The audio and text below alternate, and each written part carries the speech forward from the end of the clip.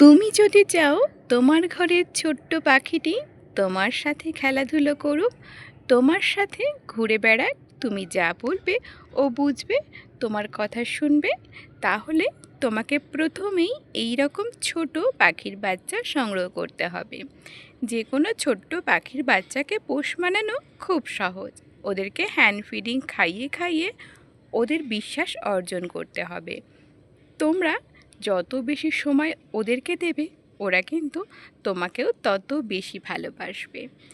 এই যে ছোট্ট পাখির বাচ্চাগুলো দেখছো, ওদেরকে আমি বেশ কয়েকদিন হয়ে গেল হ্যান্ড ফিডিং খাওয়াই। ওরা কিন্তু বুঝে গেছে আমি ওদেরকে খাবার দেব। আমাকে দেখলেই ওরা খাবার খেতে আমার কাছে চলে আসে, আর খাবার খাওয়া হয়ে গেলেই আমার কোলে শুয়ে পড়ে। ওরা এটা বুঝে গেছে আমার দ্বারাই ওদের কোনো ক্ষতি হবে না, আমি ওদের ভালোই বাসি। সেই কারণে ওরা কিন্তু আমাকে ভরসা করে, ওদের খিদে পেলে আমাকে খোঁজে। এখন আমি ওদেরকে যত বেশি সময় দেব, যা শেখাবো ওরা কিন্তু তাই করবে। এই ছোট্ট পাখির বাচ্চাকে কিন্তু এখন আমি যা শেখাবো তাই শিখবে। আমার ঘরে আগেও একটি ককটেল পাখির বাচ্চা ছিল।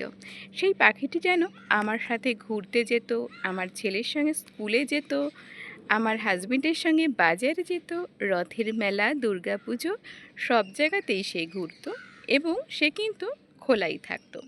যখনই দেখতো আমরা কোথাও যাব, তখনই সে করতো আমাদের কাঁধের উপরে বসে পড়তো এবং কাঁধে করেই কিন্তু সে স্কুটিতে ঘুরতো আমাদের সঙ্গে।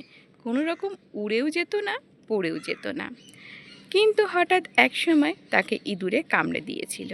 তার জন্য সে রোগের কারণেই মারা যায়, হারিয়ে যায় সেই পাখিটি।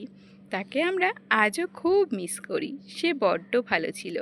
খেতে বসতেই সে আমাদের পাশে এসে ছোট্ট বাচ্চার মতো বসে পড়তো। তাকেও একটা আলাদা থালাতে খাবার দিতে হতো। আমার সাথে ওরা যত বেশি সময় কাটাবে, তত বেশি কিন্তু আমি ওদেরকে অনেক কিছু শেখাতে পারবো।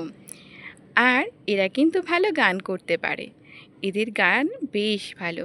এদেরকে আমি গান শেখাবো, তবে এটা ওদের ভাষায়। হয়তো সে ভাষা আমরা সকলে বুঝি না, কিন্তু ওদের ভাষাটাও কিন্তু বেশ মিষ্টি। এগুলো হলো ককটেল পাখির বাচ্চা, তোমাদের সাথে আগেও শেয়ার করেছি।